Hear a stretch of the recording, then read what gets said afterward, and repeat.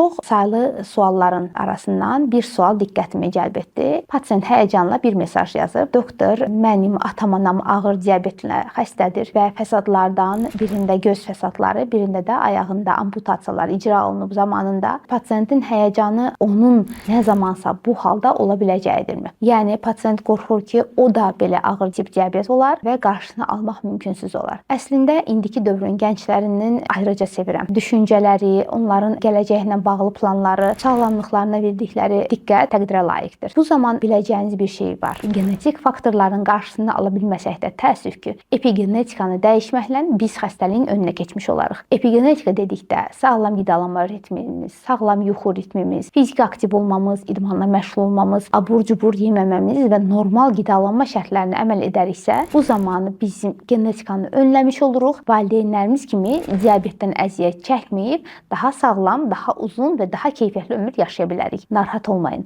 Sadəcə həkim tövsiyəsinə qulaq asın. Səhifədə izləmədə qalın. Sağ olun.